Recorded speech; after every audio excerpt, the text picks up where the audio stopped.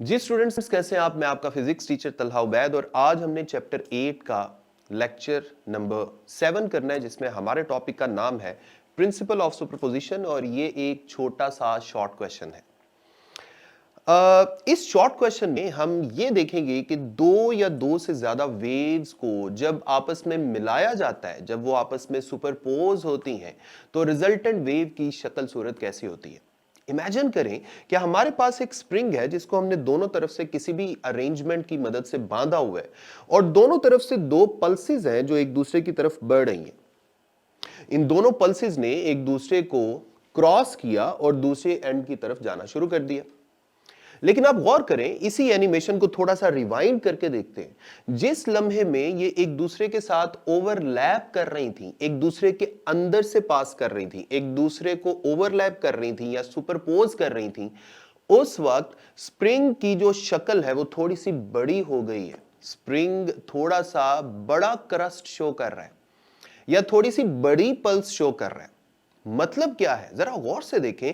जब दोनों तरफ से पल्सेस आ रही थी, अगर उस पल्स के एम्पलीट्यूड को मैं y1 से जाहिर करूं और इस पल्स के एम्पलीट्यूड को y2 से जाहिर करूं, तो गौर करें जिस लम्हे में ये ओवरलैप कर रही थी, उस वक्त रिजल्टेंट वेव का जो एम्पलीट्यूड है वो इनके एम्पलीट्यूड के तकरीबन सम के बराबर था। यानी अगर मैं रिजल्टेंट वेव के एम्पलीट्यूड को y से जाहिर करूं तो वो किसके इक्वल आएगा? y1 plus y2। जब दो या दो से ज्यादा वेव्स कंबाइन हो रही होती हैं, जिस तरह यहां पर आपको नजर आ रहा है इस लम्हे में, उनके कंबाइन होने के बाद जो रिजल्टेंट वेव हमारे पास आती है, उस रिजल्टेंट वेव का जो एम्पलीट्यूड या किसी भी पॉइंट पे उसका जो डिस्प्लेसमेंट है, वो उन सारी वेव्स के डिस्प्लेसमेंट या एम्पलीट्यूड के सिंपल सम के इक्वल होता है। अगर यही हमारे पास दो की बजाय 3, 4, 5 n नंबर ऑफ वेव्स होती, तो रिजल्टेंट वेव का जो एम्पलीट्यूड है, जिसे हम y से जाहिर कर सकते हैं, वो किसके इक्वल आना था? y1 plus y2 plus y3 up to yn। ये जो मैंने सामने आपके एक फॉर्मूला लिखा है, इसे ही कहते हैं प्रिंसिपल ऑफ सुपरपोजिशन। यानी प्रिंसिपल ऑफ सुपरपोजिशन की स्टेटमेंट जो सामने आपको नजर भी आ रही है, इसको हम इस तरह से डिस्क्राइब कर सकते हैं कि जब दो या दो से ज्यादा वेव्स कंबाइन होती हैं या सुपरपोज होती हैं, तो रिजल्टेंट वेव का जो एम्पलीट्यूड है या किसी एक पॉइंट पे डिस्प्लेसमेंट है, वो उन सारी वेव्स के एम्पलीट्यूड या डिस्प्लेसमेंट्स के अलजेब्रिक सम के इक्वल होता है। This is called principle of superposition. Principle of superposition को आगे चल के हम यूज भी करेंगे। यहां पर मैं दो डिफरेंट सिचुएशंस आपको बता रहा हूं कि जिसमें प्रिंसिपल ऑफ सुपरपोजिशन को इस्तेमाल करते हुए हम दो डिफरेंट तरह के रिजल्ट लिखेंगे अगले टॉपिक्स में। फर्ज कर लें हमारे पास दो डिफरेंट वेव्स हैं, जिनमें से एक वेव को मैं ऊपर बना रहा हूं, एक को थोड़ा नीचे बना रहा हूं, और हम ये कंसिडर कर रहे हैं कि इन्होंने आगे चल के किसी लम्हे में आपस में मिल जाना है। ठीक है, तो फर्ज कर लें ऊपर वाली वेव और नीचे वाली वेव को अगर हम कंपेयर करें तो दोनों का क्रस्ट आपस में आमने सामने है और ट्रफ भी एक दूसरे के आमने सामने है। इसका मतलब यह हुआ कि इन दोनों वेव्स के दरमियान फेज का कोई भी डिफरेंस नहीं है। यानी दोनों के फेज इकट्ठे चेंज हो रहे हैं, एक ही जैसे हैं, हर पॉइंट पे दोनों के फेज एक जैसे हैं। हम कह सकते हैं कि ये दोनों वेव्स आपस में इन फेज हैं। अब अगर ये दो वेव्स चल रही थीं और इन्होंने आपस में जाके मिलना होता, तो मिलने के दौरान प्रिंसिपल ऑफ सुपरपोजिशन के मुताबिक रिजल्टेंट वेव कैसी बनेगी। इमेजिन करें ऊपर वाली वेव का वो जो एम्पलीट्यूड है उसे मैं y1 से जाहिर कर देता हूं और नीचे वाली वेव के एम्पलीट्यूड को y2 से जाहिर कर देता हूं, और मैंने दोनों के क्रस्ट को रिप्रेजेंट कर लिया है y1 से और y2 से। यानी क्रस्ट पे जो एम्पलीट्यूड बन रहा था उसे y1 और y2 से जाहिर कर दिया। एक और चीज आपने याद रखनी है कि अगर क्रस्ट की तरफ डिस्प्लेसमेंट हम शो करेंगे, जाहिर बात है ये हम जानते हैं कि वो क्या होता है, पॉजिटिव होता है। तो वो जो y1 है वो भी पॉजिटिव y1 है और नीचे वाला जो y2 है ये भी पॉजिटिव y2 है।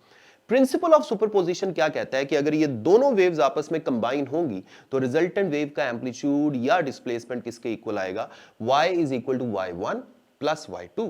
तो यहां भी ऐसा ही होगा, हम इन दोनों के एम्पलीट्यूड्स को ऐड कर देंगे तो हमारे पास जो रिजल्टेंट वेव है, गौर करें वो किस तरह की बनेगी। वो मैं थर्ड नंबर पे आपको दिखा रहा हूं, जिसका जो एम्पलीट्यूड है वो काफी इंक्रीज कर चुका है। क्यों? क्योंकि ये एम्पलीट्यूड y1 और y2 के सम के बराबर है।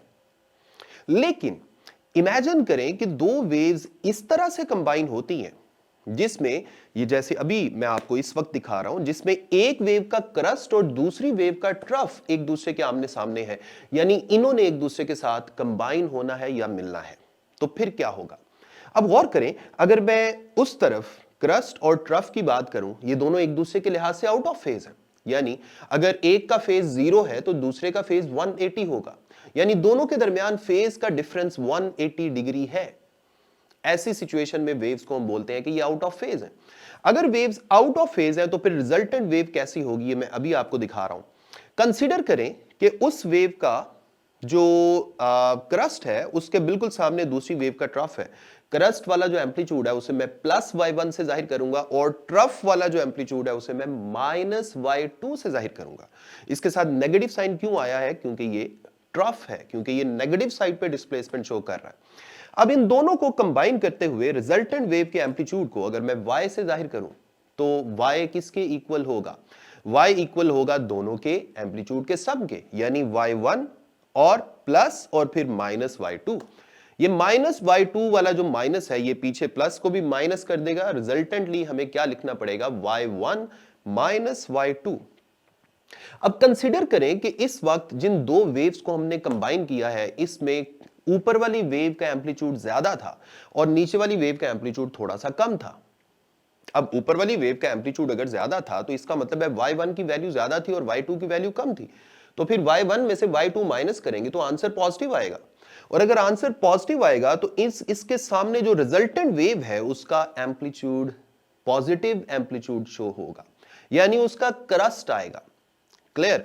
यानी देखें, इन दोनों वेव्स को मैंने कंबाइन किया, एक का क्रस्ट था दूसरी का ट्रफ था। क्रस्ट बड़ा था ट्रफ छोटा था, तो रिजल्टेंट वेव का भी इस जगह पे क्या बनेगा? क्रस्ट बनेगा। और जाहिर बात है क्रस्ट के बाद फिर किसकी बारी होती है? ट्रफ की। बात समझ आ रही है? यानी अगर दो वेव्स इन फेज हैं तो उनके एम्पलीट्यूड को सिंपल ऐड करेंगे, रिजल्टेंट वेव का एम्पलीट्यूड आ जाएगा। अगर दो वेव्स आउट ऑफ फेज हैं तो उनके एम्पलीट्यूड्स को माइनस करने से रिजल्टेंट वेव का एम्पलीट्यूड आएगा। अब आखिरी बात मैं आपको बता दूं, प्रिंसिपल ऑफ सुपरपोजिशन को यूज करते हुए हम तीन तरह के रिजल्ट्स निकालते हैं। पहले रिजल्ट को इंटरफेरेंस बोलते हैं, दूसरे को बीट्स बोलते हैं और तीसरे को स्टेशनरी वेव्स बोलते हैं। फिलहाल सिर्फ मैं आपको यह बता रहा हूं कि ये रिजल्ट्स कैसे आते हैं, इनकी डिटेल हम अगले टॉपिक्स में पढ़ेंगे। अगर दो वेव्स जिनकी फ्रीक्वेंसी बिल्कुल सेम है और वो सेम डायरेक्शन में जाते हुए आपस में सुपरपोज हो या मिलें, तो रिजल्टेंटली जो रिजल्ट निकलता है, जो फाइनल हमारे पास कंक्लूजन आता है, उसे बोलते हैं इंटरफेरेंस। इसी तरह अगर दो वेव्स जिनकी फ्रीक्वेंसी में स्लाइट सा डिफरेंस हो और वो सेम डायरेक्शन में जाते हुए आपस में मिले, तो जो रिजल्टेंट इफेक्ट आता है उसे हम बोलते हैं बीट्स। इसी तरह जो थर्ड नंबर पे है स्टेशनरी वेव्स, ये कब आता है? जब दो वेव्स जिनकी फ्रीक्वेंसी बिल्कुल सिमिलर है, बिल्कुल एक जैसी है, और वो ऑपोजिट डायरेक्शन से आते हुए आपस में मिलें, तो फिर स्टेशनरी वेव्स डेवलप होती हैं। अगले टॉपिक्स में हम देखेंगे डिटेल में कि ये इंटरफेरेंस, बीट्स और स्टेशनरी वेव का क्या मतलब है। उम्मीद है आपको इस लेक्चर की समझ आ गई होगी। मुझे अपनी दुआ में याद रखें, अपना ख्याल रखें। अल्लाह हाफिज।